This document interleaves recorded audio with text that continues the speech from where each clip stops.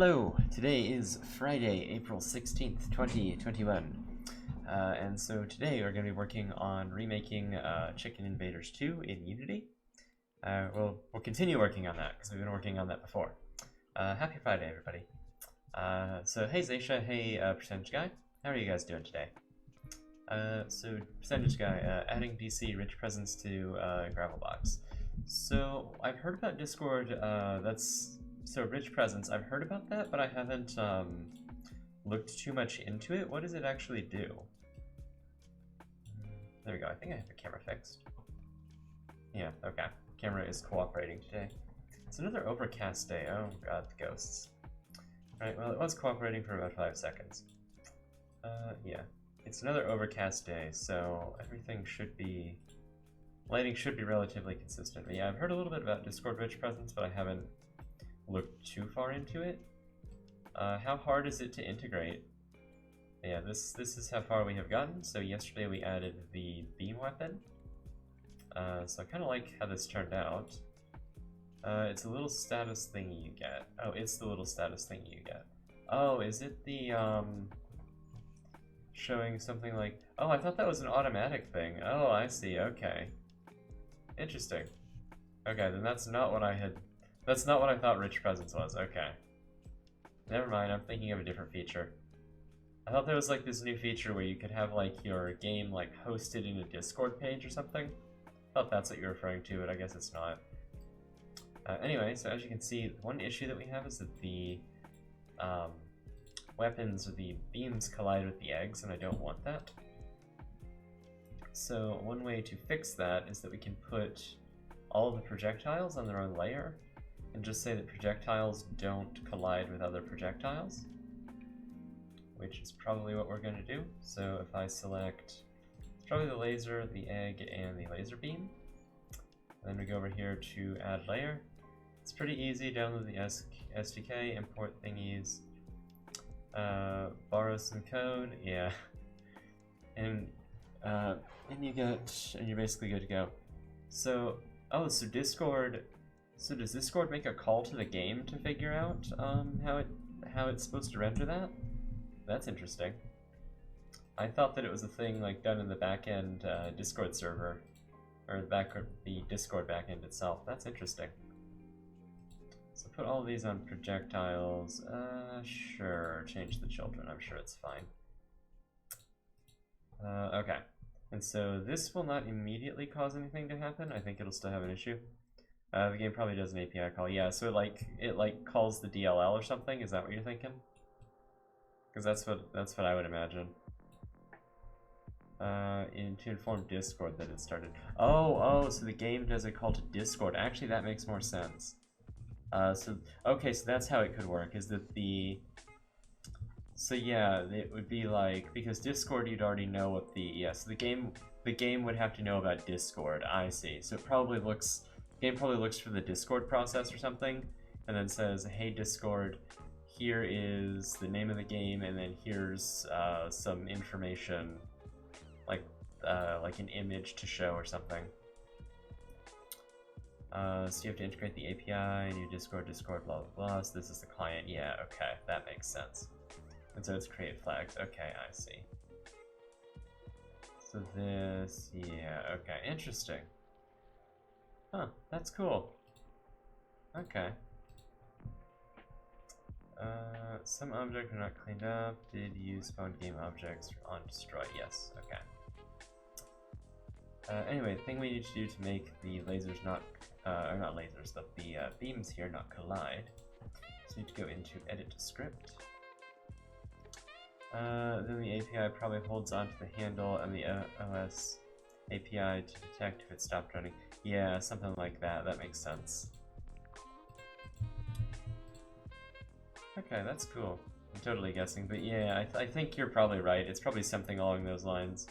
Like the game, when it boots up, it, looks at the processes that are running, and if Discord probably has some Windows service or some just, operating system service that's running in the background, and the SDK probably just tells it how to push information to that service.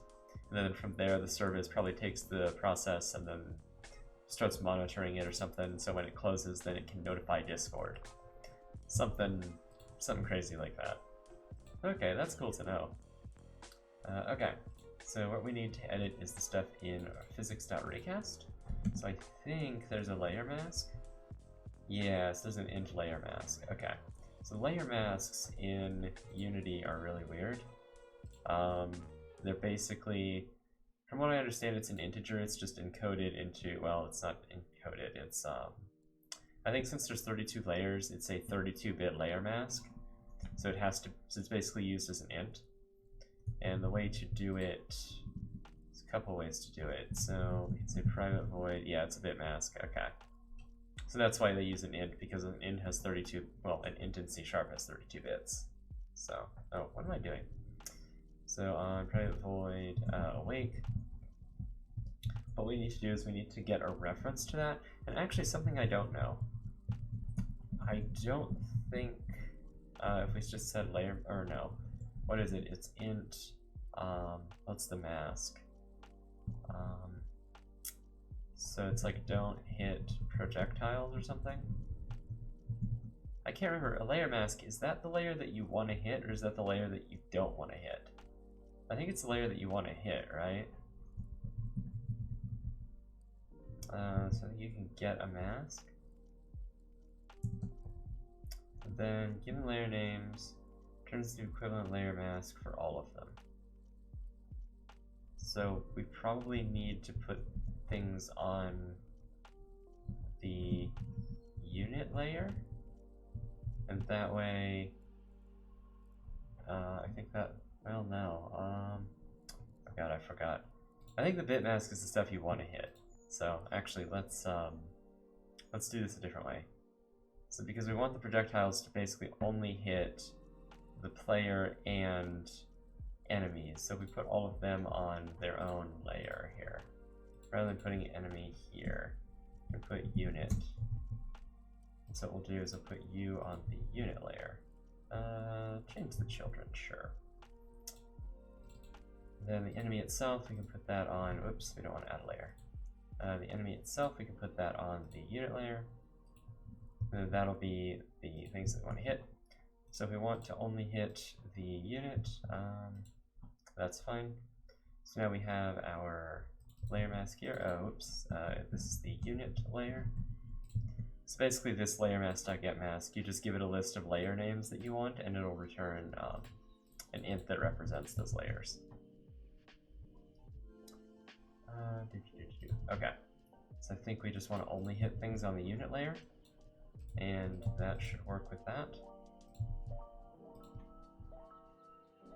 And that should cause the beam to not hit, oh, not allowed to be called from auto behavior constructor. Oh, that's unfortunate. I thought we were going to get that. That sucks. Alright, fine. What we can do is we can say, well, just put it in private void awake, it's fine. We could be more efficient with it, but I'm not going to bother with it.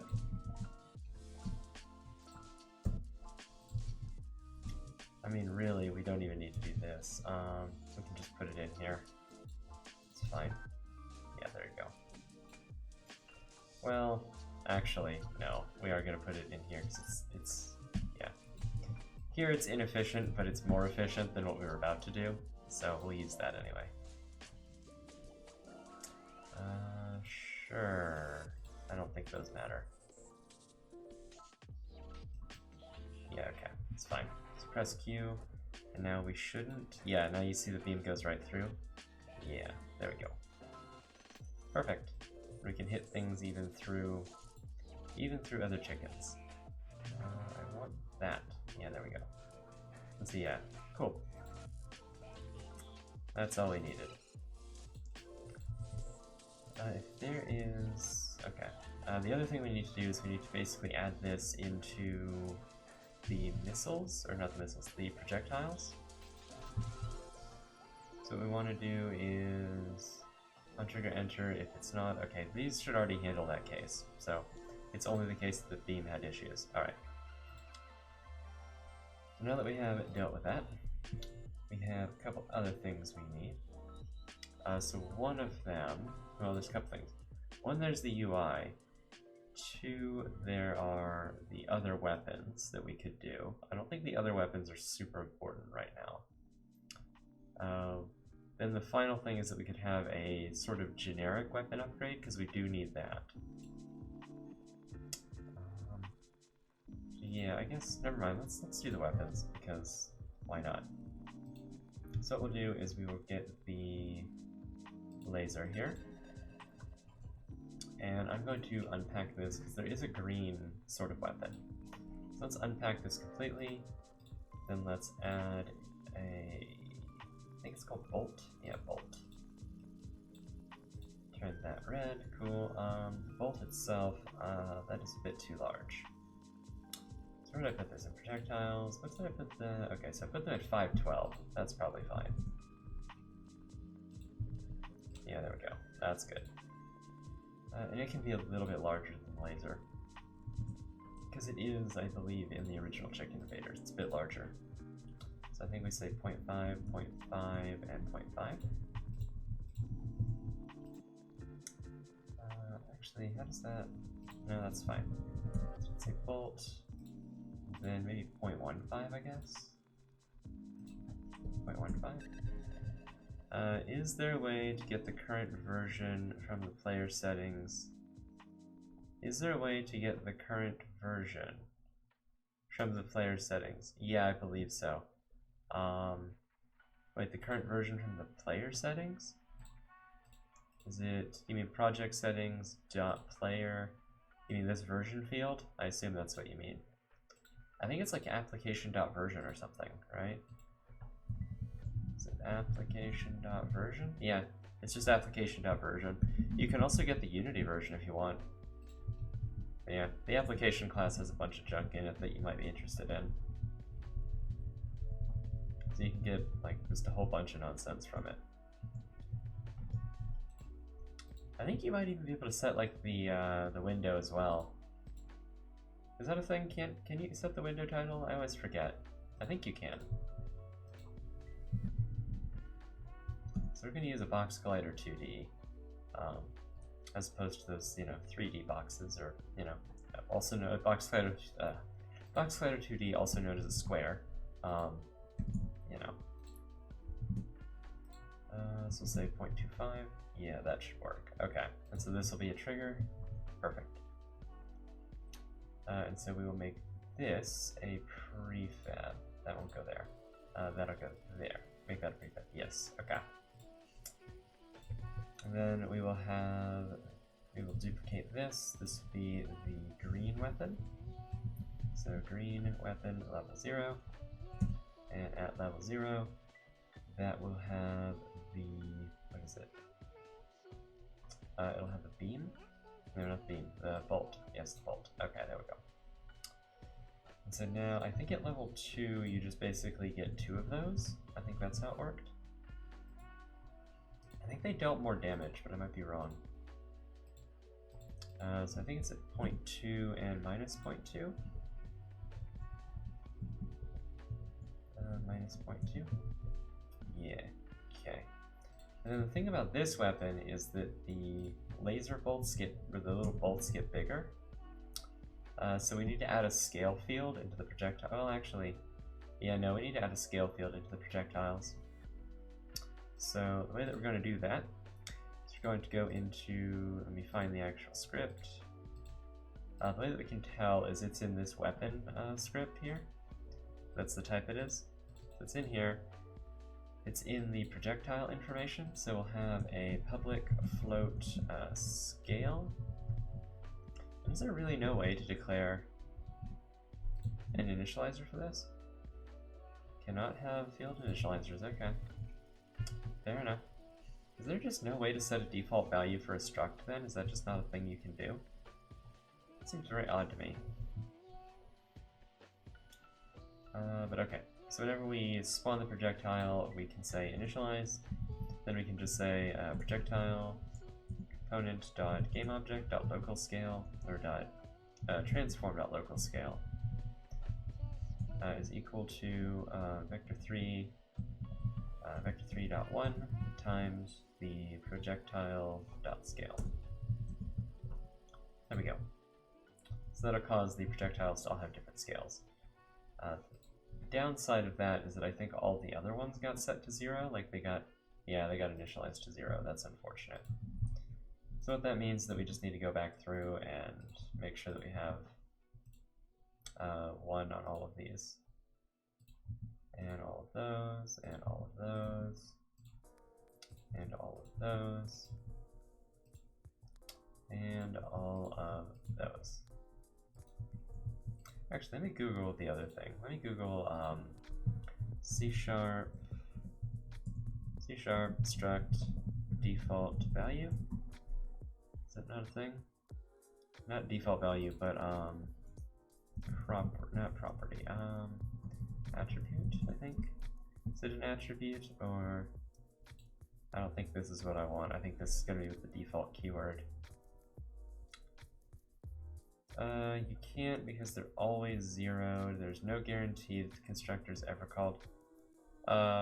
What works? Oh, wait a minute. Does it work? Does it work? It does work. Oh, wow. If I go... Why can't I go... Here, oh yeah. Gravel box and sandbox.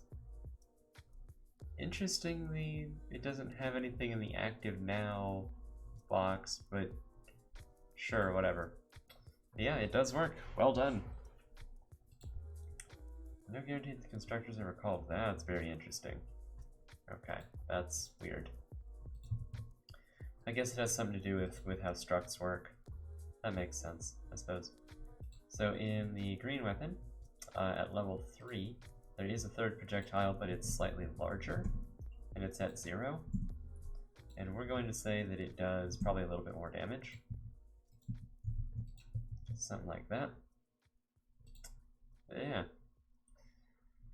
So now that we have the actual weapons made, we need to make a couple things. We need to make the pickup for them. So let's duplicate this. This is going to be for the green weapon.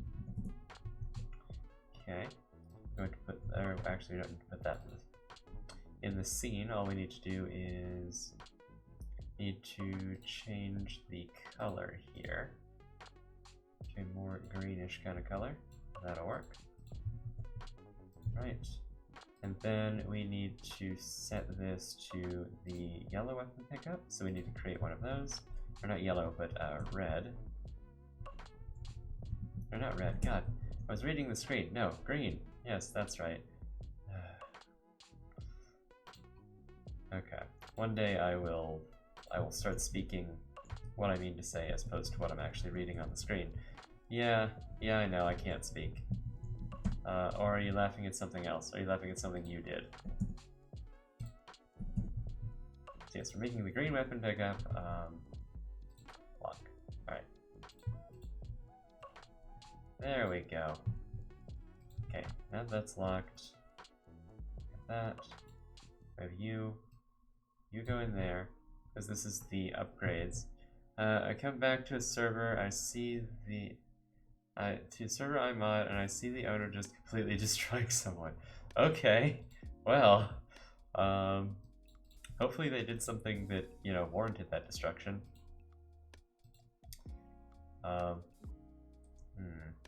Okay, so in the drop manager we need to add the green pickup.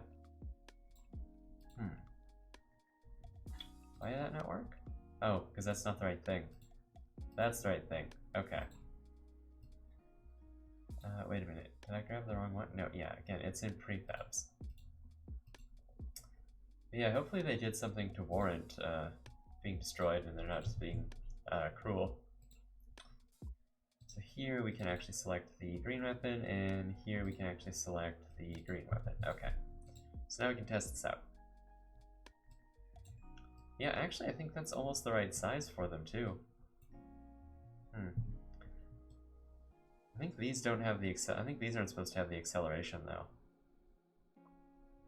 I think it was only the red ones that had the acceleration. But I can't remember, it's been too long.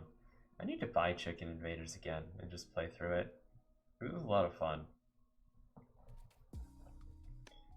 It would be nice if the chickens would be helpful here and start actually dropping, like, green projectiles. That would be nice. Also, is it just me, or are the projectiles not spawning anymore? What happened? Why is that? Why are they not spawning? Is there a rendering issue here? Huh. So you have green. Hold on. Did I not change this? I didn't change this. Yeah, that's one issue. Okay. Yeah, they mass disliked someone? Oh, that's cruel. Alright. So yeah, the chickens are no longer spawning. There are eggs here. Where are they? Oh, they're 0 scaled. That's the problem. They mass disliked someone. Yeah, that's... Yeah, don't do that, people. Be better. So we have scale. Oh, these don't do any damage. They probably should do at least 1 damage. Alright. Yeah, the problem was that the eggs had a scale of 0, so we couldn't see them. Yeah, there we go. Problem solved. Right. Okay. Yeah, it would be nice if they would, they'd drop something. It'd be really useful. Basically anything would be useful. I mean, I guess we could just increase our own weapon level. Like, there's no reason we couldn't do that. Arr. Come on, chickens, drop something. Like, anything. There we go. Yeah, now, once you get a level 2 weapon, it makes it a lot easier. I should just have the drop chance, like, stored somewhere so that I can modify it, but a bit lazy. Yeah, there we go. So as you can see, you get a little bit of a larger bolt in the middle there. Yeah, I like that. Okay. So for the green weapon, actually these I don't think they need any acceleration. I thought we stored, oh no, the acceleration is in here. Speed starts at 1. The status doesn't disappear. Are you sure it's not, are you sure it doesn't take time? Like, I've noticed that Discord isn't super great about that. Sometimes it takes it a minute. Especially like whenever I'm streaming, it can take 2 or 3 minutes for it to actually start showing that I'm streaming. So, yeah. Just give it a few minutes. Discord can be a little bit weird. Like, I assume partially for performance reasons, it doesn't check every second. Or maybe it does and the Windows service just doesn't update every second. I don't know. Something like that. This could be spawned at a 0.1 and maybe it needs to be scale 2. Okay, so now that we have all the weapons encoded, the next thing we need is that there's a generic upgrade for the weapons. So the way that that's done in the original is it's a like atomic looking thing. We're not going to do that because what we're going to do is we're going to have a every weapon upgrade. And so what we're going to do is we're going to have a special present that changes color. It lerps between a bunch of different colors. For no particular reason, by the way. Just because. So we'll have some kind of script here. This will be a color alert script, I think. Yeah, probably. So we'll have a C# script. This will just be a color alert component. Did that actually work? Yeah, that worked. Okay. So the way that this is going to work should have been gone by now. Yeah, it probably should. Maybe it is an issue with the Discord API. That's weird though. It would be weird if you had to do something to, well, I guess you could have to do something to release it. I'm surprised it doesn't time out though. I mean, you'll just be playing Gravelbox forever. Like, What's the problem with that? Everybody, actually, no, percentage guy, don't fix it, because then it's like free advertising, right? Because it'll always be on their status, right? It's not a bug, it's a feature. So anyway, what we'll do is we will have, what we want this to do is we want this to change between a bunch of different colors. And the idea here is that we want the player to see that it's, you know, not a static color, and get the idea that it'll upgrade any weapon. Basically, that's what we need the present to do, is upgrade any weapon. So we'll say using system collections generic. So what we're going to do is we're going to have a list of colors. So we'll have a protected list, have it be a list of colors. Right, and so we will serialize that. Then what we're going to need to do is we're going to need to store which color we're targeting. So actually we need to do a couple things. So in private update, there's a couple things. The thing that we need to do, we need to check if we're done lerping between two colors, and then if we are, and then update the current color. There's a couple things we need to do. We need to check if we have reached the color that we're trying to reach. And I think you can do that. Well, actually, no, we need to store the end time. So we're going to store a protected float. And this will be the color lerp end. So this will be whenever we're done, basically whenever we finally got to the color that we wanted to get to. So we'll say if time.time is greater than color lerp end. Then we need to set the new color lerp end time, which will be equal to time.time, and I guess we'll have it change every 3 seconds or something. That should, well, we'll have it change every second. That'll be fine. Won't be too crazy. And so once we set that, we also need to set the next target color. So we're going to set that as a color. We're going to say target color. And we're going to say that the target color is equal to, and what we want to do is we want to store the index of the color that we were previously lerping from. Also, this is going to be colors. So we also need an integer to store an index. So say protected int current, or maybe it's just a Unity thing. Is it still there? Oh, weird. I don't know. I would leave it just because it's like it's current. It's a good advertising. So say current color is going to be equal to, so the target color is going to be equal to current color plus plus. But we actually, what we want to happen is whenever we reach the end of this list, we want it to loop back. So we're actually going to say current color. We could do, I think it's mathf.repeat, right? I think, does that only work for floats? I think that only works for floats. Oh, that's sad. Okay, never mind. I'm going to say the target color is equal to current color plus 1, and then we're going to say modulus color.size. Or colors, yeah, colors dot, not dot size, but dot count. There we go. And this is going to be an int, and so this will be the target color index. So this will give us an index. And so what will happen is if we reach, let's say, the end of, so, you know, let's say we have 3 colors, because we're going to have 3 colors.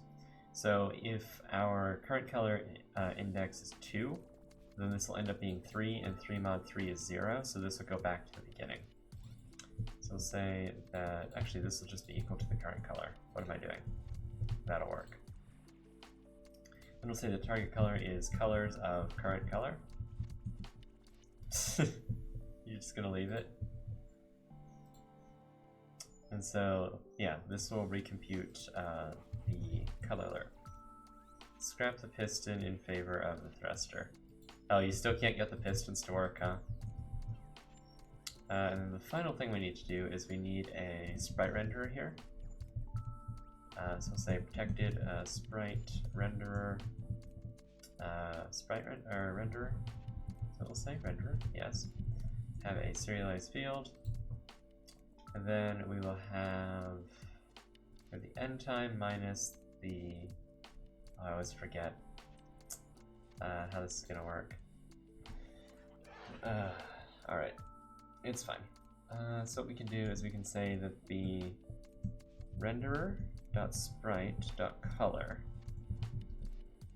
the renderer.sprite, or no, is it just renderer.color? Yeah, color is equal to color.lerp. And actually we need to store the start color as well. We could store that. Yeah, we'll just store the start color. Could store the, could use -1 on the current color index, but I'm not going to bother with it. So we're going to store the start color. So we're going to say that the start color, in this case, is equal to colors of current color. Alright. And so whenever you lerp, you have to say what the start color is. So that's going to be our start color. The end color is going to be the target color. And then we need a value from 0 to 1. And so that's why we store the end time. And so we can say that it's going to be the time, or the, I'm going to call it the delta, is going to be equal to the time.time minus color, or no. Oh god, I'm trying to think about how this is supposed to work. It's going to be the color lerp end minus time.time. The reason for this is that this is the bigger number, and then we're going to subtract a smaller number. So it'll start at 1, and then it'll go towards 0. Because as time gets closer to color lerp end, this will become a positive number. And I think the other thing we can, or sorry, to become a smaller number. I think the other thing we could do, no, that's fine. But what we're going to do is we're going to subtract 1. So the idea is that we want this number to start at 0 and go towards 1. This number here will start at 1 and go towards 0. So by subtracting it it being this color from 1, or not this color, but this number from 1, we can make 1 start at 1, or start at 0 and then go towards 1. So that's where we're going to have the delta. Because this starts at a very large number, and, or not very large, but it'll start at 1 and then it'll go towards 0, so this will start at 0 and go towards 1. Okay. And that's all we need to do. And that should cause it to lerp between all the different colors in that list. And of course we're only going to have one color. Or sorry, we're only going to have 3 colors, but this will be the color lerp component. And so we're going to have sprite renderer there. Then let's go and collect the actual colors that we need. So one of them is going to be this. And where is this colors? There's going to be 3 of them. We can open this up, we can paste the green into there. So where is the red? Alright, I'll have it start at red. I need to actually grab that red. There we go. I know there's a way that you can like create swatches and things, but I'm not going to worry too much about that. Okay, and then we'll go for yellow. And in here, we will have this be yellow. Okay. So now, what I'm going to do is in this drop manager here, I'm going to add the every weapon thing. This doesn't actually function yet, but we'll make it function in a minute. What I'm going to do is I'm going to go into the drop manager and I'm going to turn, oh no, it isn't here. Right, it's in the enemy component, right? Yeah, there we go. So what I'm going to do is I'm going to just create a public constant. Yeah, we'll do public constant float. This will be the drop chance. And we're just going to set that to 1 right now. And what we'll do is we will do, instead of this, we will say drop manager dot drop chance. There we go. That way we can parameterize this a little bit more. So right now, any chicken we kill will actually drop something. That'll just make it easier to test this out. So that's one, that is the green one. Let's see if we can get one of the weird ones.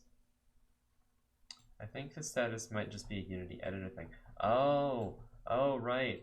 Because if you're running it, it might be oh, okay. Yeah, because if you're running the Unity editor, it might be. It's not actually gone now. It's actually gone now. They're not actually gone now. I just disabled game statuses. Okay, so apparently this is not lerping. Why is it not lerping? What's the issue here? What's your issue?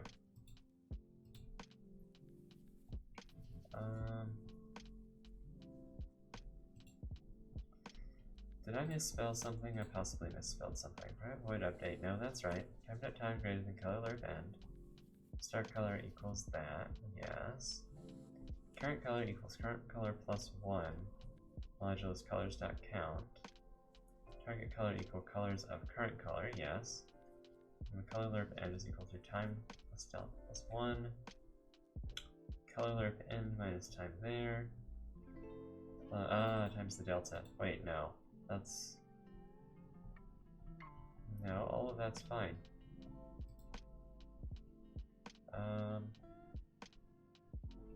No, I'm actually curious what the issue is here. Let's check out the debug. This current color is 0, the color lerp end is at that.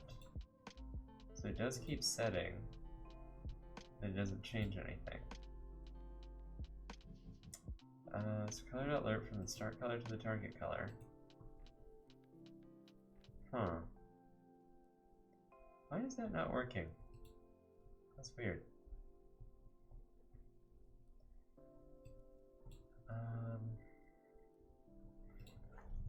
Detected float delta. Let's check out what this actually ends up being.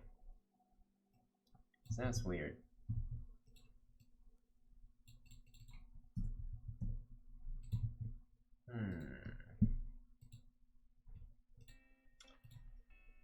Alright. Yeah, invalid. Oh, right. Okay, fair enough. So put that there. Should reset the delta every once in a while. Yeah. I wonder if the Unity editor is having... Oh, wait, there we go. Now it's working. Why was it not working before? That was weird. Okay. Whatever. Okay, so if we do float delta equal to that now. Now do you work? And I guess what we can do is we can change this to 1/2. And we need to now divide this by 1/2, I believe. I think it's something like that. It's a minus b over duration, and that should give us, yeah, because the max that this could be is 1/2. So 1/2 over 1, yeah, okay. Would be 1. And now the color should shift a little bit faster and it'll be easier to see.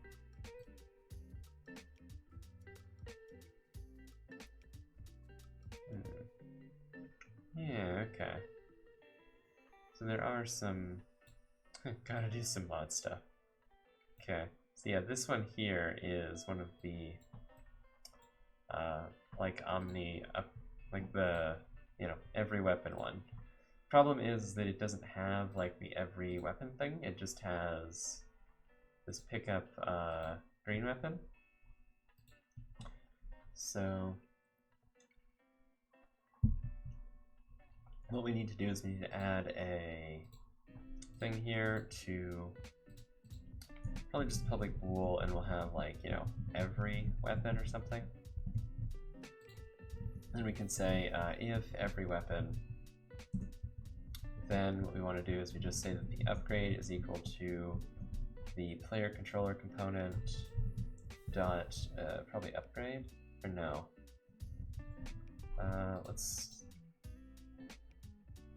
Let's make this public. upgrade path. Whoops. We can control our R and say upgrade path. There we go. Then we can make this public. Then here we'll just say upgrade path. The other thing we could do is we could pass this in as null, or pass in null or something, but it doesn't really matter. So player component is equal to that, and we'll say this is the player. Then we will say player.upgrade, and then player.upgrade weapon with whatever the current upgrade is. Or we could just say player.upgrade path. That'll work. If every weapon. Yeah. There we go. Otherwise we just, no, actually, no, I liked the way I had it before. So the upgrade will just change to be whatever the player was. Wait, no, it can't, never mind. We don't want to change that. Okay, yeah, this is actually the way to do it. Yeah, okay. And then we just return here.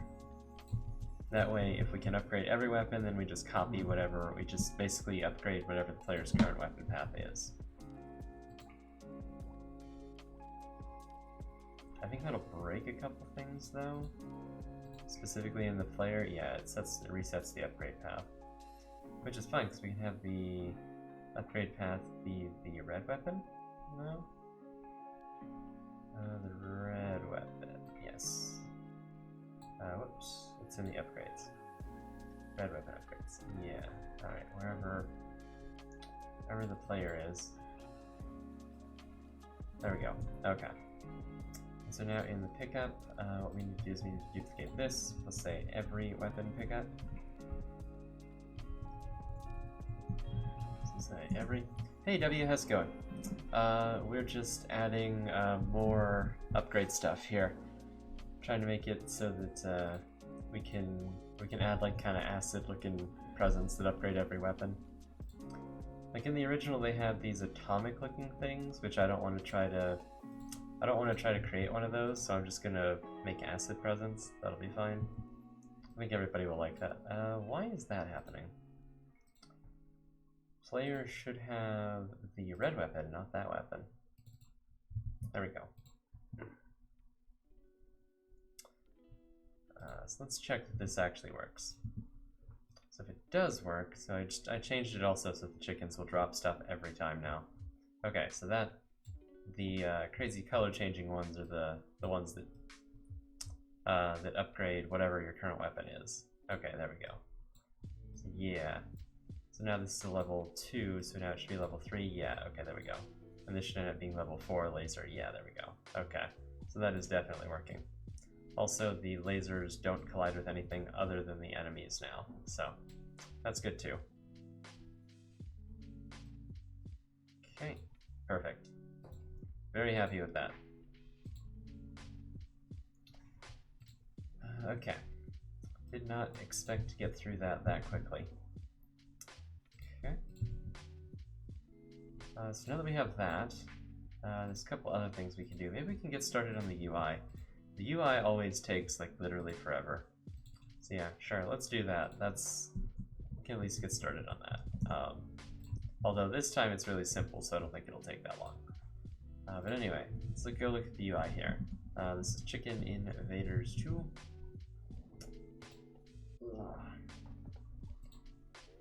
Okay, so the UI of Chicken Invaders. Super simple, it only has a couple things. One, it has the missile count down here, it has the health count, and also the score. That's it. So that's all we gotta model. Or all we've gotta, not model, but all we've got to create. Okay, so it's super easy to do. So to get started with that, all we're going to do is we're going to right click. I believe if you right click and create like any kind of UI element, it will automatically create the canvas and the event system for you. So the canvas is what you use to draw stuff in Unity. It's for the UI. If you look at it in like world space, it is absolutely massive. Usually I think the idea is that one world unit is equal to 1 pixel on the screen. Well, not 1 pixel. Well, no, actually, It might be 1 pixel. But yeah, and that's why it ends up being this just massive size. But it doesn't get, like, it gets rendered on a special render layer and stuff like that. It's all weird. But anyway, we can just work with it in... Hold on.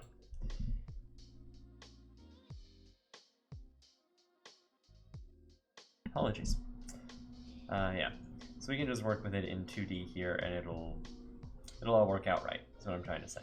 Anyway, first thing that I usually like to do with these, I like to change it from, in the canvas scaler, instead of constant pixel size, I would say scale with screen size, and then I just set the reference to 1920 by 1080, because that's pretty common. So yeah, that's good, pretty much reference. That basically just will make the canvas scale correctly with any screen size, or most screen sizes. You might get some issues on some stuff that's not 916, but I'm not going to worry too much about it. So I'm going to change this to a kind of bluish color. At least something approximating blue. Yeah, that'll work. That's close enough to blue. And I'm going to change it. This is going to be the element in the upper left. So I'm going to change it so that it's aligned to the upper left here. Let's say that it has a position of 0, 0. We're going to set the pivot. So this little cross thing here, that's where the pivot is. And that's just the center basically. So if we set it to 0, 0. Actually, wait a minute. Oh no, sorry, that's the anchor point. It's not the pivot. The pivot is where the arrows appear. So now it has a 0, 0, or yeah, 0, 1 pivot basically. Because the screen size, or the screen goes, I think it starts at 0, or no, I guess it doesn't. Yeah, I guess it doesn't work the way I thought it did. Never mind. Because I thought that 0, 0 would be the top left, but I guess it's not for the pivot for whatever reason. I guess Unity considers it to be the bottom left. Or considers 0, 0 to be the bottom left. Okay, so we have this, and then what we're going to do is we're going to say that the width is, I don't know, 500? Is that good? That's probably fine. By, I don't know, 120? That's a little bit large. Let's say 80? That's probably fine. Okay, so we look through the camera, we can see that. That's super...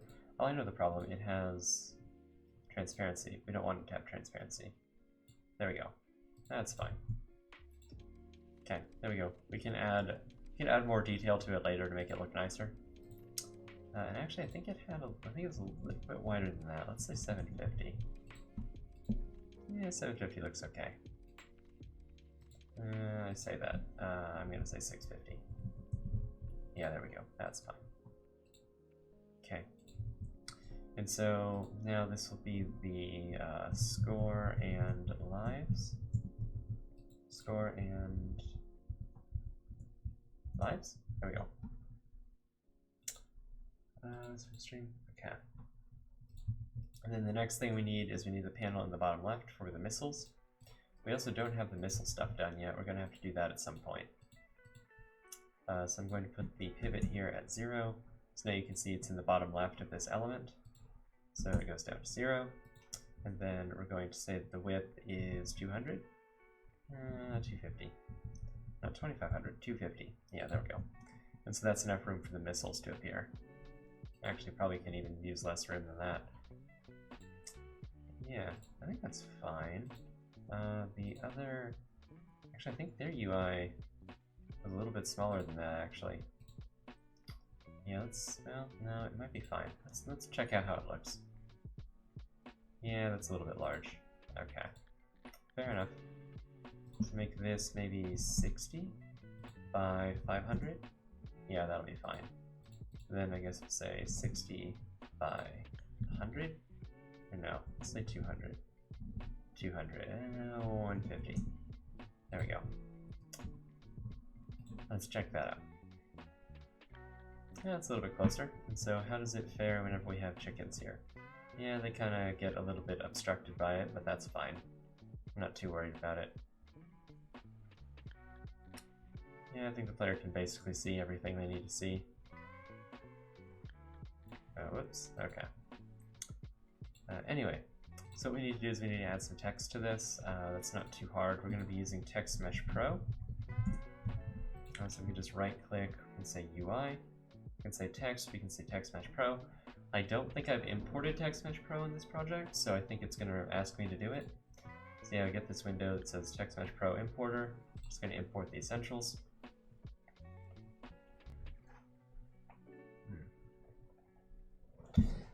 Alright, so now that we've done that, we can close out of that, we can clear this. And what I want to do, or what we want to do, is probably want this. I think it's fine for this to be green, or not green, oh god, white. Yes, white, that's fine. I was thinking of the green weapon that we just added, but anyway. Okay, so we have that, and that can be centered like that. And I think in Chicken Invaders you typically have a very large score. Yeah, it can go over 1 million, or over 1 billion, or no, over 1 million, that's the word, yes. So if it can go over 1 million, I think I've seen scores up to 1 billion. So what I like to do is I usually like to fill this in with like 9s, with whatever I expect the player's like largest score to be. So we'll say that it caps out at 1 billion, why not? That'll work.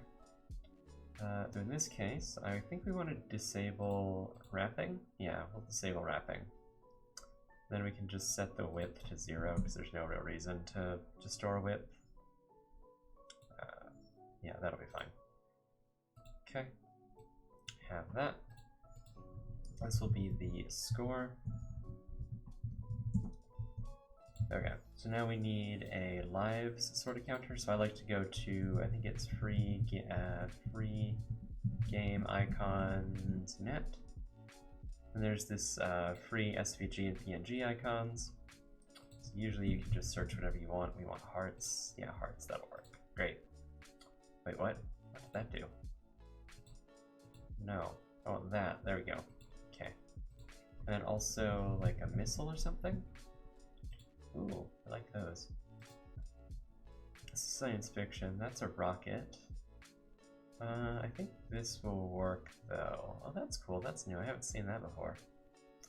Yeah, that'll work. We could turn this, but I can't be bothered. So we'll just grab that. That's fine. And then let me go into downloads. Grab those. I'm going to put that in images. Just put that in the base folder of images. That's fine. Okay. So we have the rocket and then the heart, and then let's set it to, I think it was 128 was the size of these. So they're fairly small, but that's okay, because this is only 80 pixels tall anyway. So if we right click, go to UI, create an image. This is 100 by 100. I think we need it to be, since it's 60, I think it should be 50 by 50. I think that'll be fine. And we'll set this to be a heart. Right. And then we need to take the score here. I'm going to parent this to the heart image, or this will be the lives. This will be the life count, or the lives count. There we go. And we would just put this over here, and it's not going to be anywhere close to 1 billion. It's probably going to be 99. It's probably the most lives you can have. So yeah, something like that. Pretty close to the original UI, at least in layout. So we'll just duplicate, as for the missiles, we'll just duplicate the lives count here, parent it to the missiles, and then we will put this down here, and we'll have this be the rocket. There we go. Yeah, this will be the missiles. The missile. Yeah, missile, I guess. And then missile count. There we go. And I guess we'll make this 999. Because why not? There we go. Okay, let's see how that looks. Okay, not too bad. Happy with it, I think it makes sense. Yeah, I'm liking that. Right, that causes an error, that's fine. Yeah, what we need to do now is we need to actually update the score. So that's actually not too hard to do in Unity. We need to also update the lives and the missiles as well. Okay, so let us, in the canvas, let us create a, so basically whenever you want to do this, whenever you want to do UI in Unity, you can do it basically the same way you do everything else, which is you have a script and you can mess with the different components. So in the case of missiles, we have the missile count here. This text mesh pro is a component. So we can add a script. This will be the, I'll just call it the UI component because I highly doubt we're gonna have too much else in the UI. Like, I don't think the UI for this game is pretty crazy. Actually, I say that. I am forgetting that this game does have a main menu. I am forgetting that that's true. I always forget it because you don't usually look at it. So in the UI, let's put that in there. Yeah, there we go. Come on. There we go. Okay. So in order to interact with the text mesh pro stuff, we need to actually import, we need to say using TM Pro. And then for the actual like text mesh pro references, like to reference text mesh pro object, you use a, I think it's TMP underscore text. Yeah, there we go. This will be the score. And then, or actually we'll have this be serialized so we can assign it. So we'll have score, we'll have hearts, or sorry, lives and missiles. This will be lives, not loves, lives. And also missiles. Alright. And so what we can do is we can say private void, or private void awake. We can just initialize all this stuff to 0, so we can say score is equal to 0. Line, or not score is equal to, but score.text is equal to 0. Same thing with lives, we can say lives.text is equal to 0. And then missiles.text is equal to 0. So this will just zero everything out for us. Could zero it out in the inspector, but I don't like to do that just because it's easier. It's easier for me to see, you know, how it's easier for me to work with things like this whenever they have their max value. So you can sort of figure out where to scale and position things. So in this case, we'll have our UI component. That's great. The missile count can go there. The score can go there, and the lives can go there. All right. So take the lives count. Oh, geez. Nope, don't do that. Have the lives count, that can go there, and then we will have the score, that can sit there. Karim Wigwam, thank you. Looks great so far. How's it going? What we're doing is we are cloning chicken invaders, or at least trying to. So this is the original game. Basically the premise is that you fight chickens from outer space for some reason. And so yeah, we're trying to clone it. I don't know, I think it's gotten pretty far. You know, we have the chickens, they spawn, they attack us. We have our missiles that fire, you know, fire missiles, upgrade our weapons. Yeah, it was, I really like the game, and someone, you know, this is sort of a beginner kind of focused stream. And so someone told me that was their, you know, game that they liked, and so I'm like, oh yeah, I'll just try to clone that and sort of show how I'm doing it. Right now I have the drop rate set to 1, so everything is dropping. But yeah, we have all the weapons sort of remodeled and stuff too. But yeah, having fun with it. Oh, that was interesting. I was wondering why they didn't spawn. I'm looking for the beam weapon. I want to see how that works in this scenario. I don't want any of these. I want the beam weapon. Where is the beam weapon? So, Karim, what is your experience with Unity? Do you do any game development? Yeah, there we go. I love the beam weapon. So much fun. Cool. Okay. So the next thing we want to do is when we kill chickens, we want to actually upgrade this. Or not upgrade, god. Update this. Yes, that's the word. Update the player's score. So there's a couple ways we can do that. The way that I'm going to choose to do it is we're just going to store the score on the UI, and then we will just tell it to add stuff, and it will just add it. So we're going to call this the current score, what we'll say. Oh, jeez. Someone is messaging me. Why? No, I don't have to take that. Alright, so what we'll do is have public void add score. So it'll be int amount. So we're going to add some amount to the score.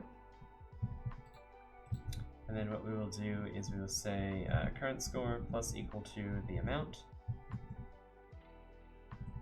Say amount, there we go. And then we will say for the score text, we'll say the score dot text is equal to, and then what we're going to say is we're going to say amount dot toString. And I believe that, yeah, for integers you can actually pass in a format. So what we want, let me see if I can show it. What we want is we want commas between every third digit there. So the way to do that is with numbers. So yeah, I have 2 years experience in Unity, not working on any project at the moment, just checking other people's progress. Ah, okay. So yeah, fellow Unity developer, that's cool. How are you liking Unity? Like, have you tried any other game engines like Godot or, you know, Love 2D or stuff like that? Because I don't know, I've tried, or I've heard a little bit about Godot, and I've heard a little bit about Love, and I'm just trying to work with Love right now just to see what it's about. Actually, I want to, no, actually this is fine. Yeah, this is fine. But yeah, I don't know, I always like to see how other people feel about Unity, because like Unity was the first game engine that I learned, and I am kind of biased towards it, unfortunately. But I tried to work with Unreal at one point, but the problem with Unreal is that whenever I first tried to learn it, well, one, I didn't know as much about programming, so it was a bit hard for me. But also, Unreal had this like horrible problem early on where if you tried to save your project, sometimes it would just corrupt it. Like the save function had some kind of memory leak, and it's kind of unfortunate. So on destroy, what we're going to do is we're going to say find object of type. We're going to say find object of type, and this is going to be the UI component. And then after that, try to do E4, but it's unfriendly. I don't like Godot either, so I'll stick with Unity. Yeah, that's fair. Yeah, UE4, like a couple problems with it is it's very unfriendly to your computer. That's one thing. That was another issue that I had, is that I had an old laptop at the time. So whenever I would try to run stuff, it was very slow. Even like on the lowest settings, the Unreal editor is just too slow. Godot, also the UE code, there's a lot of like macros and stuff, and it's kind of annoying. But yeah, it was mainly the save function issue that I had that was just, I couldn't deal with. Yeah, we're going to call add score here. And we're going to add, I don't know, we'll add 50 to the score. Yeah, sure, that'll work. But yeah, I've also looked, I have my eye on Godot. Like, I want to try it because it seems to be, from what I've heard, Godot is more like the object-oriented way of building it. Yeah, exactly, my laptop can't handle it. The C++ is what makes me not use it. Yeah, I agree, Zaysha. You can't stand C++. Like, I feel bad. Like, C++ is one of those languages that I would love to be able to program in. Like, it's not that I can't, it's that I don't want to learn it. It's just that there's so much to learn about C++ that it's kind of off-putting. Especially whenever you come from something like C# or Java, there's not quite as much there. Especially Java. Java's very feature barren. Powerful language and all, yeah, exactly, too much fluff. Header file, oh god, yeah, header files. I still don't understand, I really don't get the advantage of header files. Like, if someone could explain to me the advantage of header files, I really don't get it. To me, it just seems like interfaces by, you know, a much worse name. But yeah, that's what header files seem like to me. And also, yeah, Unreal is, I feel like C++ gives you more control. It solved an old problem, yeah. Well, see, that's the thing about C++ is that there's so much that you can do with it, and it gives you a lot of control. Like, C++ supports a lot of things that I wish you could support, or that I wish other languages supported. So for instance, like the operator overloading in C++ is really cool. Oh yeah, the big problem with C++ though is the templating. Templating in C++ is like super powerful. The problem with it is that it causes things to get super bloated. And so that's like one of the main issues with it. Otherwise it'd be cool. But yeah, there's no reason the compilers can't do what header file was meant to solve. Yeah, I agree with that. Oh, this is interesting. Index out of range. Ooh, that was interesting. I don't know why. Oh, I know what I did. I did something wrong. But yeah, I like the idea. I like the idea of C++ giving you more power. It's just there's too much there. I meant to put current score. That's what I meant to do. But yeah, had my eye on Godot because it seems more like more the object-oriented way of doing things. Like it's super based around inheritance, which is, I don't know, I find it both off-putting and interesting. So I kind of want to look into it, but also not. That's why I'm kind of putting it off. So I'm looking into Love 2D at the moment because it's a Lua-based thing, which is really neat. Yeah. All right, so we can lower the drop rate back to what it was before. Yeah, Unreal. The other problem with Unreal too is that it's hard to compile it. Well, it's hard to build an Unreal game that works on any platform. Because I mean, it'll work on any platform. The problem is it will destroy whatever device it's running on. Whereas Unity, you can strip out a lot of the stuff that you don't need, and it not only makes the executable smaller, but it also makes it run better on whatever the target machine is. Granted, you can't optimize Unity quite as much as you can Unreal, because Unreal, I think, is open source now, and you can also view the source code, but it is what it is. I've never found a game that was so performance critical that you needed to optimize it that much. So, it's trade-offs. Yeah, okay, so we have all of this. What was I going to do? I was going to change the drop rate back, right? Yeah, the drop rate. So instead of being 1.0, it can be 1/50th.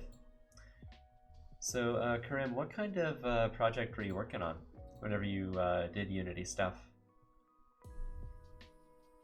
Because like all the stuff that I make is usually, it's 2D and it doesn't look very good. That's usually how I end up making games. Yeah, I don't know. I think people use Unity for a lot of 2D stuff as well. I think if you wanted to make like a really good looking 3D game, then you could justify using Unreal. Because like that's really what it's for, is it's for making really good looking stuff. Okay, well, that's a problem. Okay, so the player's health, that needs to be a little bit higher than 1. Sure, you have 100 health, that's fine.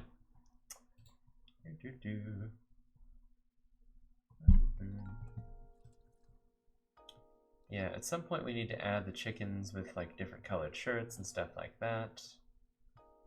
And also missiles. I can't remember how those work. I think those deal damage to everything on the screen. I don't know if they necessarily kill everything on the screen. Yeah, I can't remember how they work. I think they deal damage to everything on the screen. I think that's how they work. Feel confident about 3D. Okay. Yeah, I can't do 3D models, so that's probably part of my bias on that as well. I guess you could make, like, I think with shaders you can make Unity look really nice in 3D, but I don't know, I've never been able to do it. Okay.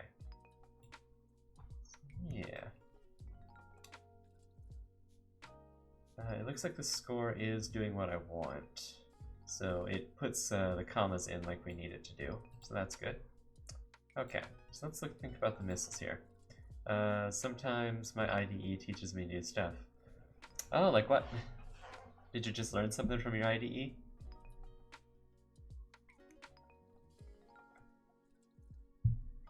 And is it features about the IDE, or is it features about Unity? Or not Unity, but programming language. Because I always find it interesting when the IDE teaches you about the programming language.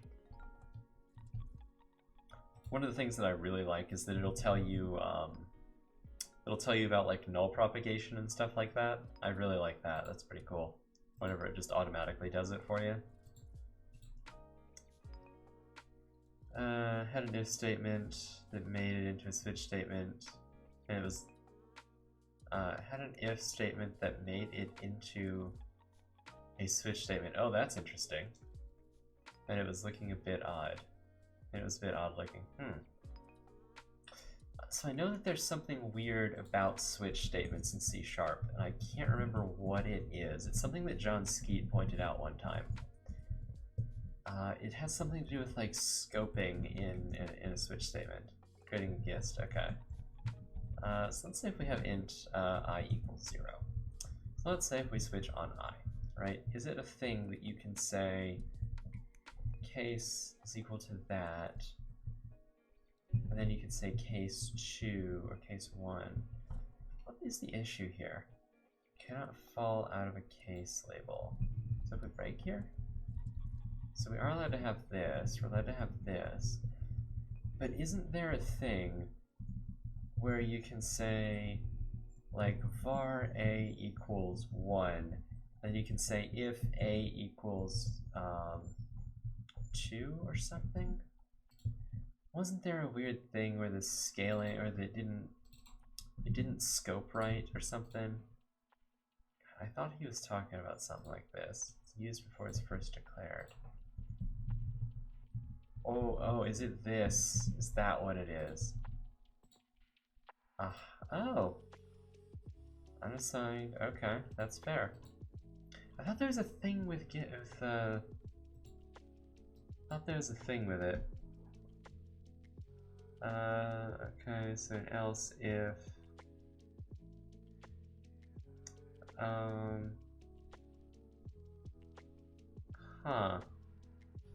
is that, I'm trying to figure out what the issue is.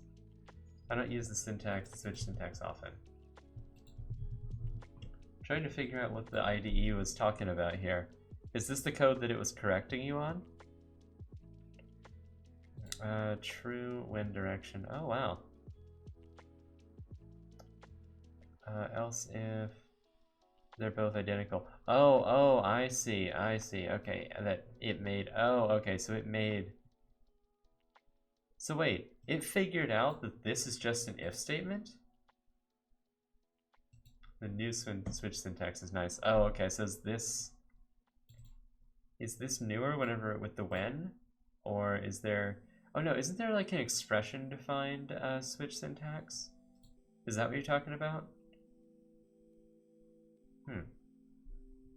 I like how Git can't figure out how to actually highlight this. I wonder what language it thinks this actually is. It says that it's raw. No, okay. Whoops, that's not what I meant to do. But yeah, is this newer switch syntax? Yeah, they have some fancy new stuff, but that is just an if-else. Yeah. Not facing right in direction. I really like how Git is just, I love how Git is just super confused about the highlighting. It's great. Like it highlights the and here, but not here.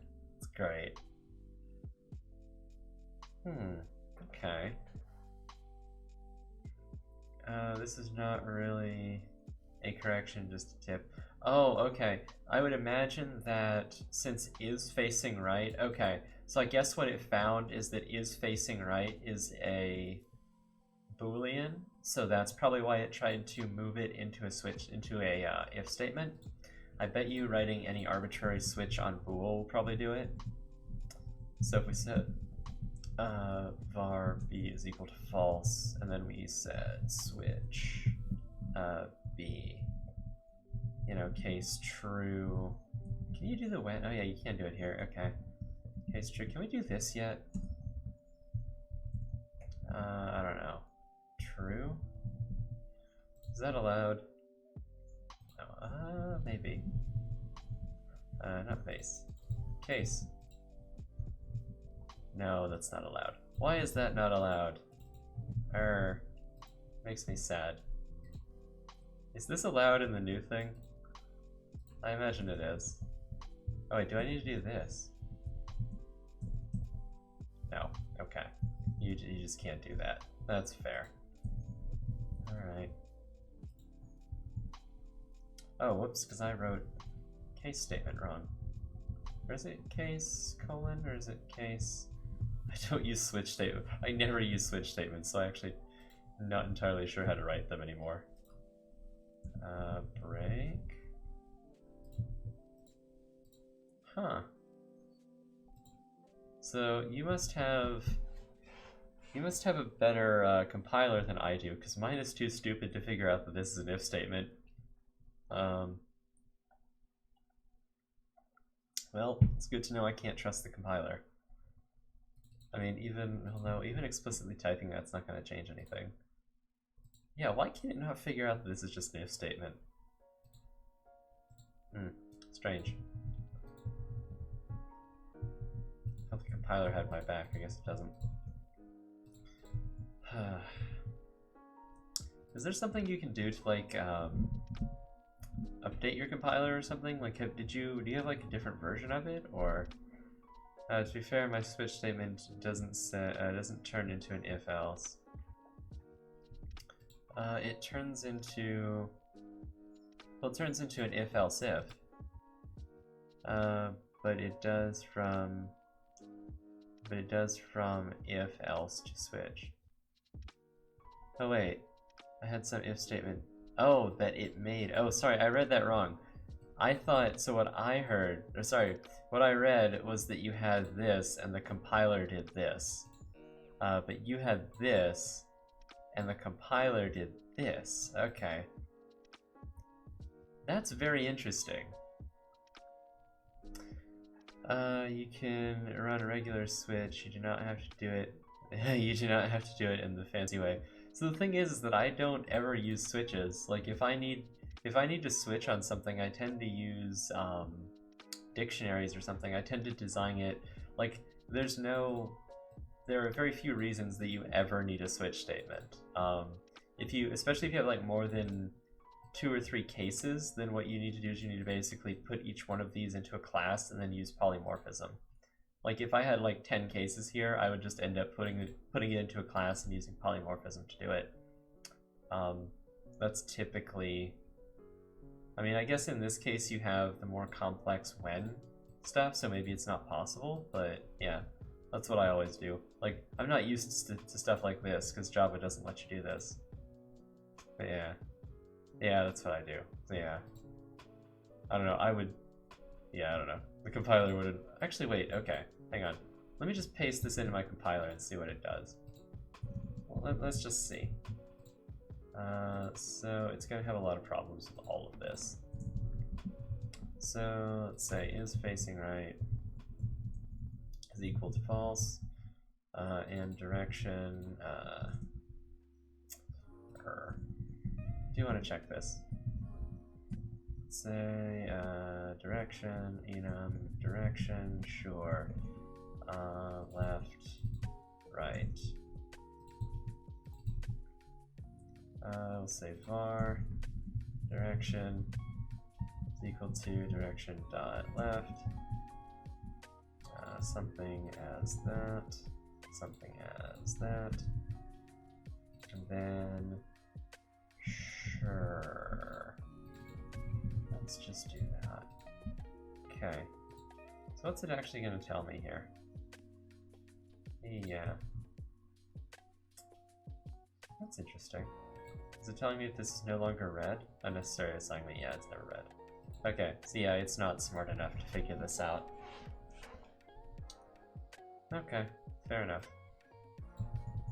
Just wanted to try it. It must be a writer thing then. I have to try Writer at some point, but I know too much about Visual Studio and I'm too used to it to switch. Okay, so what exactly were we gonna do? So we have the score working, that's good. We had, oh yeah, the missiles, that's what we were gonna do. Resharper would do it. Ah, okay. Remove the test enum. Oh, so you don't have that. Oh, did I keep that? Whoops, you're right. Thank you. I missed that. Extension for VS from JetBrains. Resharper.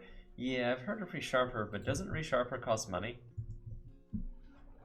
And if it does, like, how expensive is it? Because the only place that I've heard about Resharper is in, like, talks. Yeah. Yes, as does Writer. Okay. Yeah, that's the other reason that I haven't used Writers, because it costs money, and I'm too cheap. Oh god, 200 a year, wow.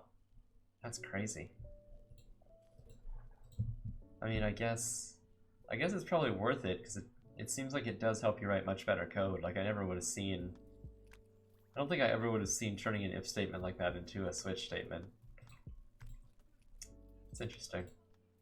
Yeah, I've heard of it in the context of, like, someone was talking about refactoring, and it does a couple things for you like that.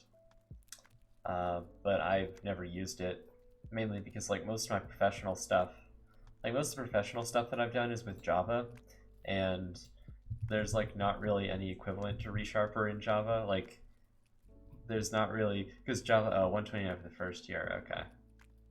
The problem is the Java is just not complicated enough to actually warrant that kind of tool. 77 a year after 3 years. Interesting. That's not that bad, but I still don't know if I want to pay that much for it.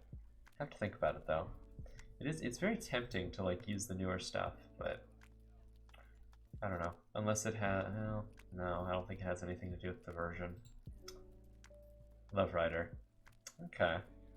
How does it, I mean, from what I've seen of it, actually, what is it? Is it JetBrains Writer?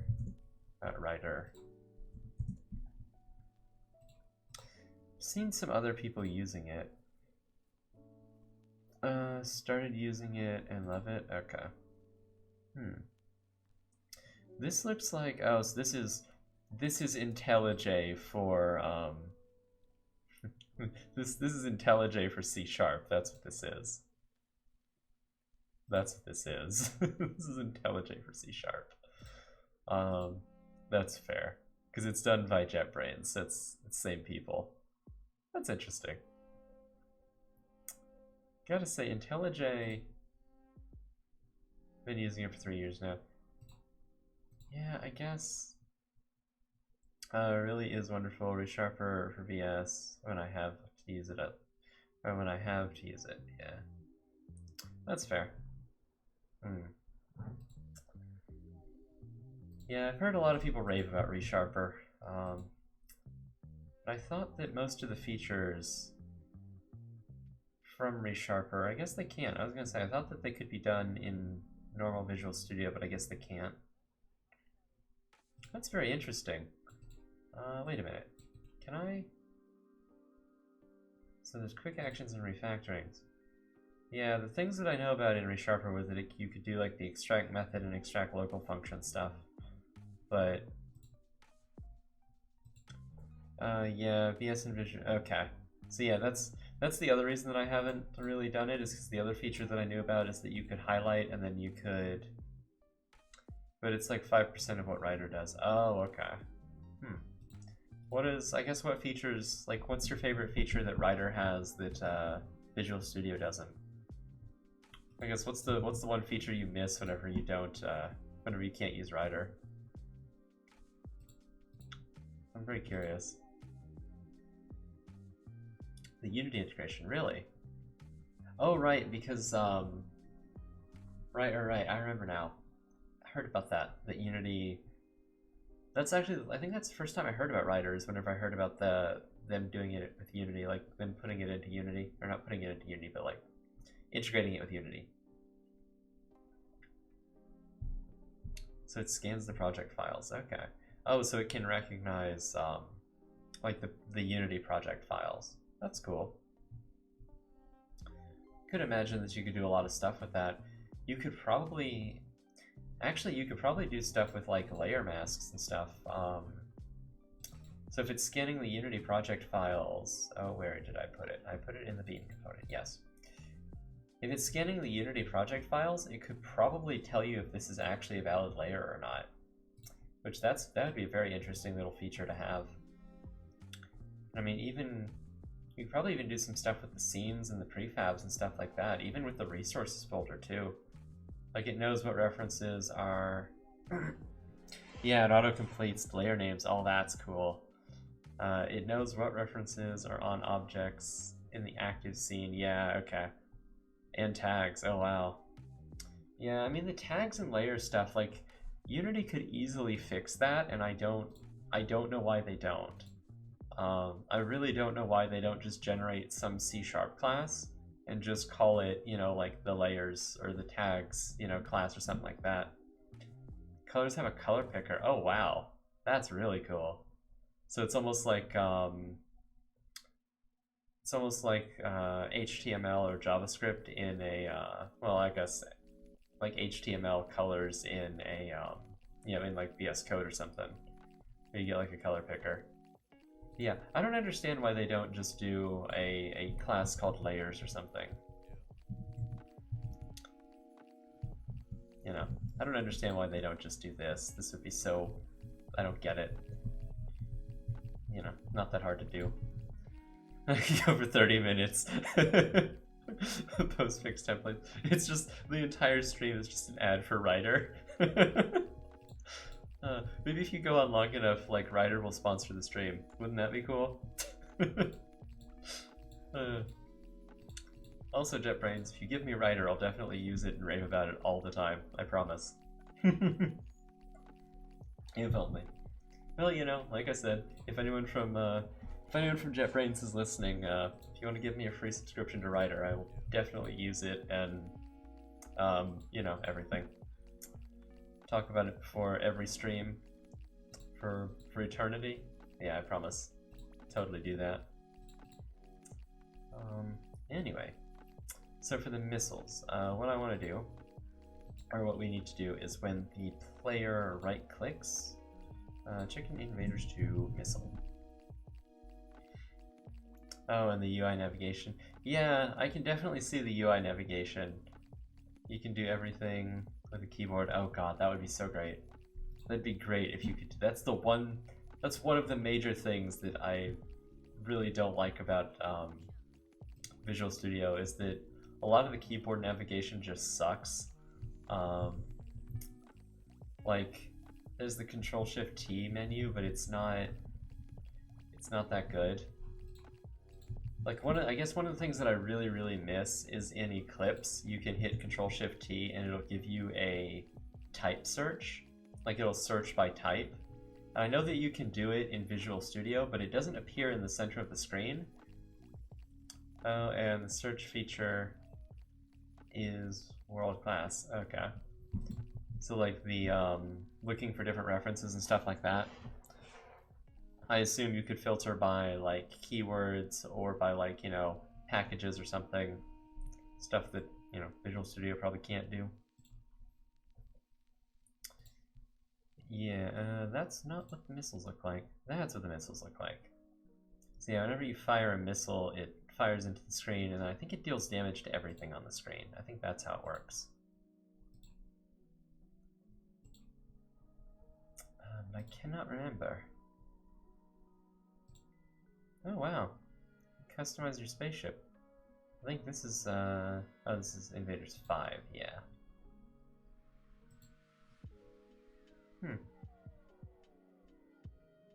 Oh, interesting, okay. Okay, done now. Find anything in the project or app set thing. Okay, that's cool.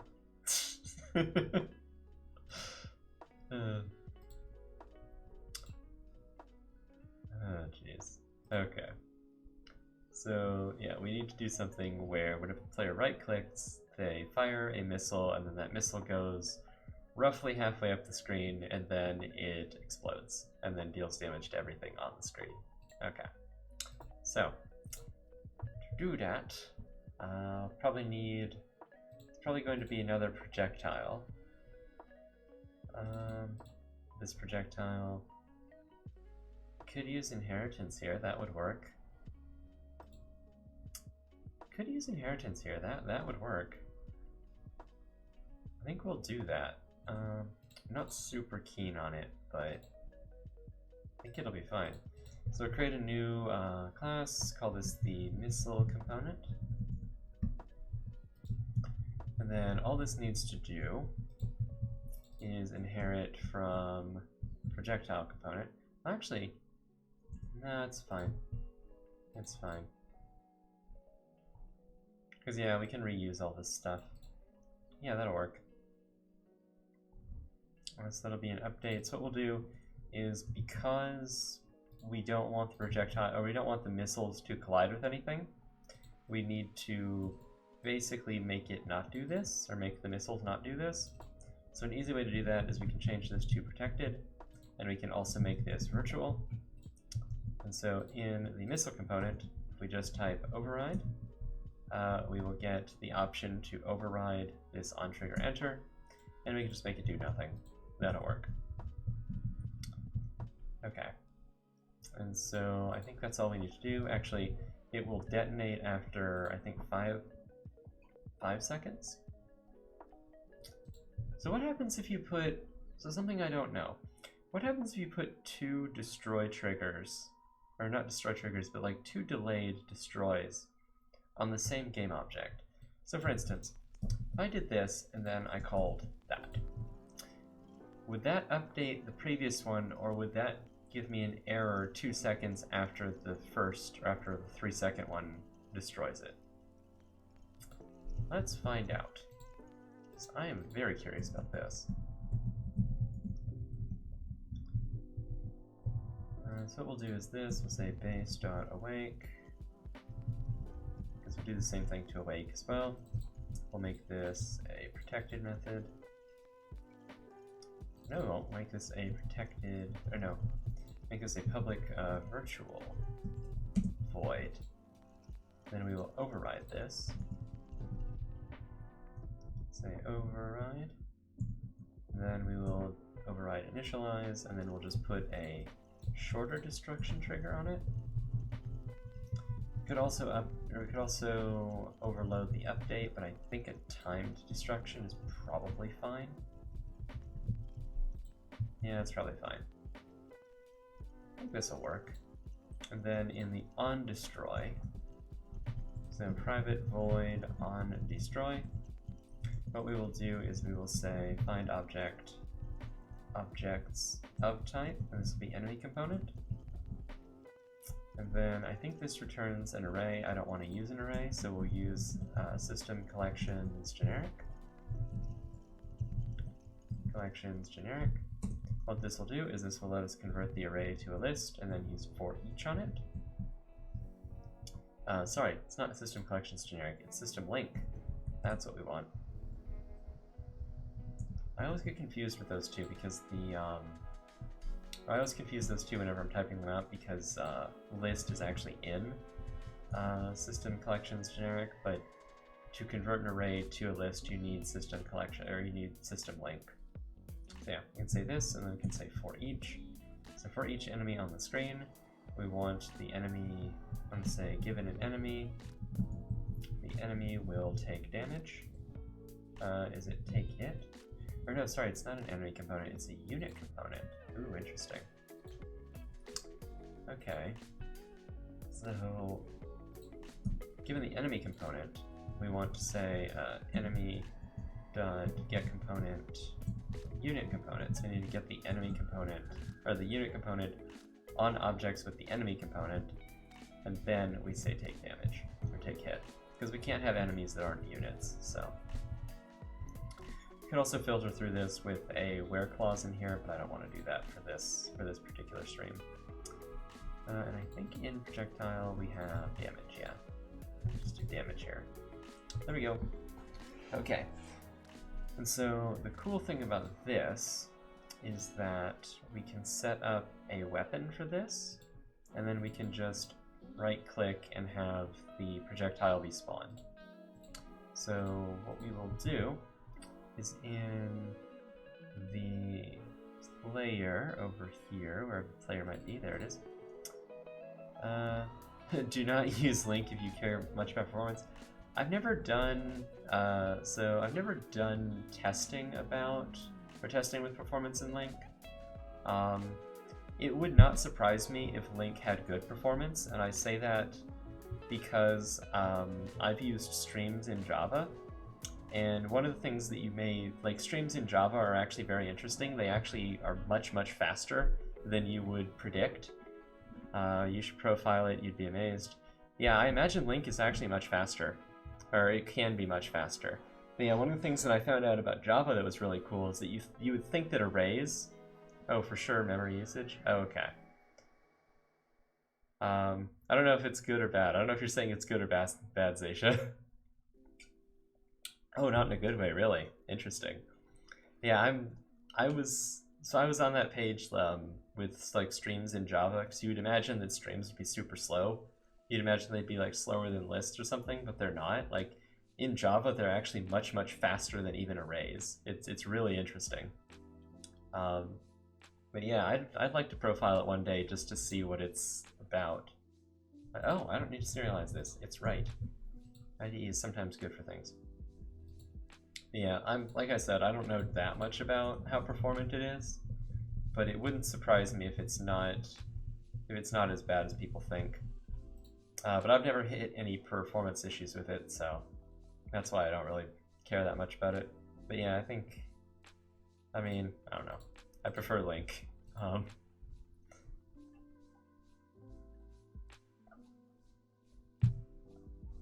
Actually, let's see. What is the performance? Link performance. Let's see about what it does. It's Link bad performance. I mean, I can imagine it's a little bit worse. But how bad is it? Oh wow, seriously. Wait. Okay. So Link is, yeah, the one thing about performance is that for each in languages are really bad for performance. Like even in Java, it's really bad. Wait, is that Link? No, that is Link. Okay, never mind. I can't tell what these colors are. So where's the line for this? Or is there no line for this? Or is it just eclipsed by that line? Okay, so this is Link. Okay, never mind. Huh. So for each and for have a similar performance. I would not have expected that. That's interesting. Yeah, that's crazy that Link's count prid. Okay. Really? Count with a predicate? Ah, okay, I see. That's what it's talking about. That's just count. I guess it would be, yeah, I guess for each and for it would be constant. That's fair. And then the Link's just normal count is actually pretty slow. Okay.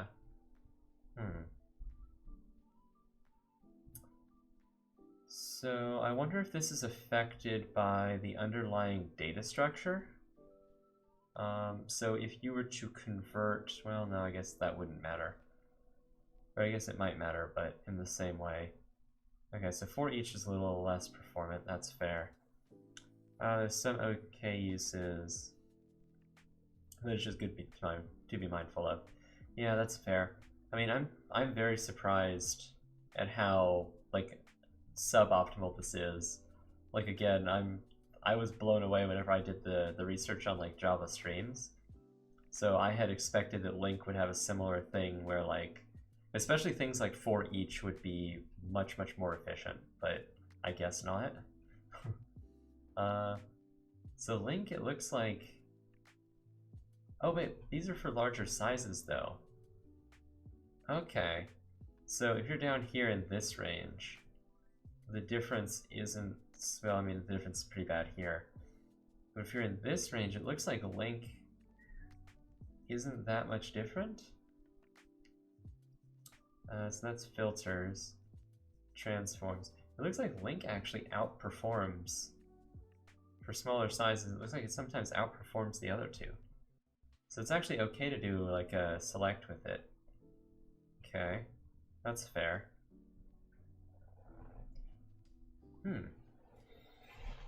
Yeah, it's very odd to me that this is so, like, non-performant.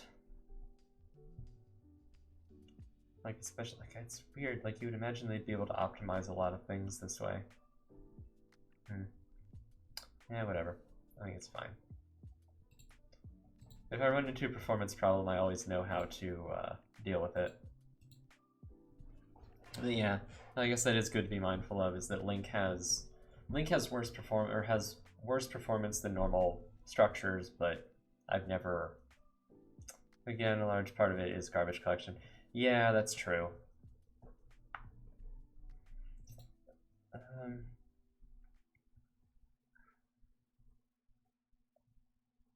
Yeah, it's expensive to run. Yeah, that's fair. I'm just trying to think of. Well, I guess the thing that I find strange is that Java, which is traditionally a non-performant language, was able to optimize their streaming libraries to be faster than most of their other more performant data structures. So I'm not. It confuses me that the C# developers were not able to do the same thing. I wonder if it has to do. Do you think it has to do with something like the fact that Link is based on enumerables or something? It'll be 5% to 100% slower. Yeah. Yeah. That's the whole thing. That's the whole disconnect for me, is that it's weird that Java was able to optimize their stuff and the C# developers were not. That's the part that, yeah, I'm just not entirely sure about. I wonder if it has to do with it being based on the enumerable stuff and like it not being able to guarantee that the underlying structure has the same issues with GC. Yeah, but the streams are much faster. That's the part that I'm not sure about. Is because I know that streams in Java, they make a lot of assumptions. Like, Java manages the internal memory for you. It doesn't give you access to a lot of it. But I think Java also does a thing where it compiles its lambdas as like anonymous inner classes. So that might also be a part of it. Like, it might not be generating a new lambda. Well, I don't actually know how C# handles lambdas. I don't know how they get interacted with. But yeah, it's weird to me that it has it's just weird to me that Java was able to optimize their stuff so performantly, but C# was not. I mean, I've never compared Java and C# to be fair, so it's possible that Link is just much faster than streams in Java in general. But yeah. So in the player, or in the unit, well, actually, we can just store the weapon itself. Yeah, we can just store the missile weapon. We can say weapon, missile, and actually we can make this a serialized field. We can make it protected. Something like that. Okay. And so if we do if input input.get mouse button down at 1, this will be the right click, and so we can just say missile.fire, and then we'll say that this is the player. It's going to spawn at transform.position, and it will have, I guess, interesting. We'll have this, or no, it'll have this game object as the parent, or no, game object.transform as the parent. Okay. So that should allow us to fire a missile. And what we need to do is we need to create the weapon for this, and then we also need to create the prefab for it. And after that, it should be fine. So what we will do is in the scene, go here, let's create an empty, set this to 0, 0, 0, And then this would be called a missile. Or actually, hang on, let me just get rid of that. And actually, let me grab one of the projectiles we already have. So it will be the laser here, and we'll call this a missile. No, that's not how you spell that. There we go. We'll unpack this completely.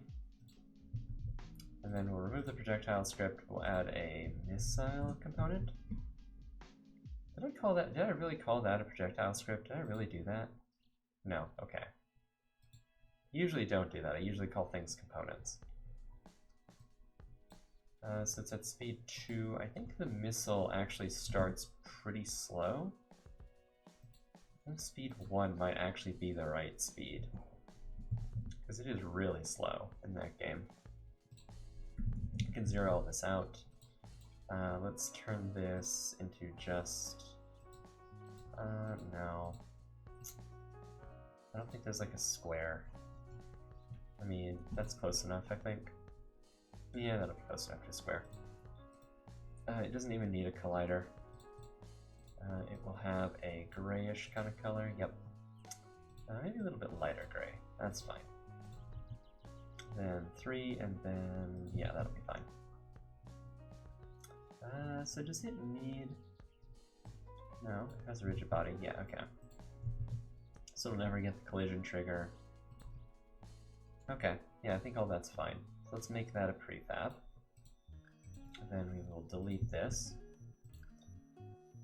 To be honest, C# is generally faster. Looking into it, the streams may be relatively faster in comparison. Oh, really? Wait, the streams may be faster, maybe relatively faster in comparison to Java's own implementation, but the direct comparison would be C# would show... Yeah, I think C# is generally a little bit faster than Java. Like, I don't think it's by much, though. I think it's like by 10%, or around 10%-ish. But yeah, the thing that really surprised me about the Java streams are that if you... Because, like, I did some testing on it just to be double sure, and, like, a stream in Java is actually faster than an array in Java. Like, it's really crazy, like, how fast they actually are in comparison to Java stuff. And so that's the part that surprises me about C# is that Link would end up being slower than an array, or slower than like a list or something in C#. That's the thing that surprises me. C# having value types enables, yeah, that's true as well. Is that well, I mean, to be fair, Java, yeah. Well, to be fair, like some things in Java are value types, but like not, you don't have any way of creating, well, I said you don't have any. You sort of have a way of doing it now with records, but I don't know all the intricacies of records.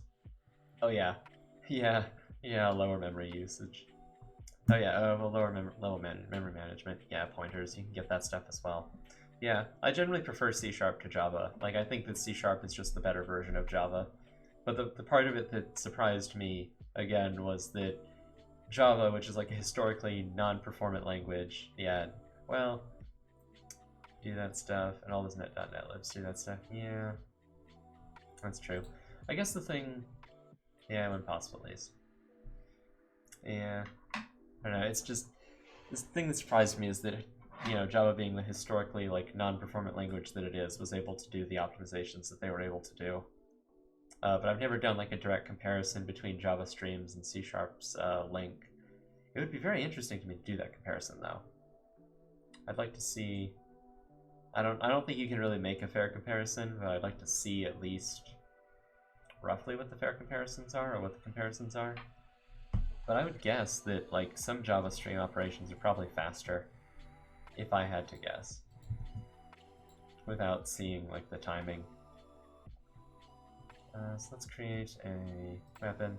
But yeah, I tend to agree that that C# is just the better version of Java, like all things considered. Some prefabs, so we grab the missile. Rotation, that's fine. Offset, that's all fine. All of this is fine. So that's at scale 1, okay. Then in the player, all we have to do is right here for missile, we just need to set up the missile weapon right here. Now, we should be able to right click and fire a missile. So if we hit Q, We right click, we have the missile, yep, and then it should remove itself after 3 seconds. I don't know why it didn't kill anything though. Oh, because we didn't put any damage, that's why. So, let's put the damage at, I don't know, 20, sure. It's roughly what they do. Let's do quite a bit of damage. That will kill everything on the screen. Alright. Yeah, there we go. That's basically what it does. Why did the drop rate not change? That was interesting. Hold on. Oh, because I didn't change it back, that's why. Okay, I think I erased that at some point. Yeah. You can also use this to test the score as well. So if I just spawn a whole bunch of chickens, and then let's just destroy all of them. Okay, yep, the score seems to be working pretty well.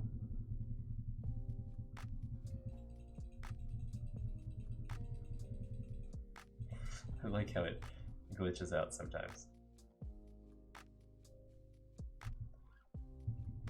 Okay. Right.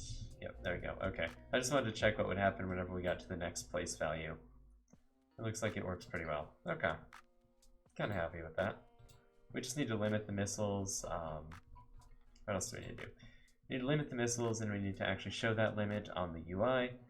And whenever the player dies, we need to take away one of their lives and then respawn them. And then once they lose all of their lives, they don't respawn anymore. But we can do that tomorrow. Oh, not tomorrow. We can do that on Monday. But that's going to be all for this stream. Thank you guys for hanging out. Thank you guys for joining. It's always nice talking to you. Well, later on today, we'll be doing some stuff with Love 2D. I'm going to try to figure out some more Lua. I think I've got a handle on it now, but I'm not 100% sure. Thank you, Zaysha. Yeah, I'll see you guys. Thank you for watching.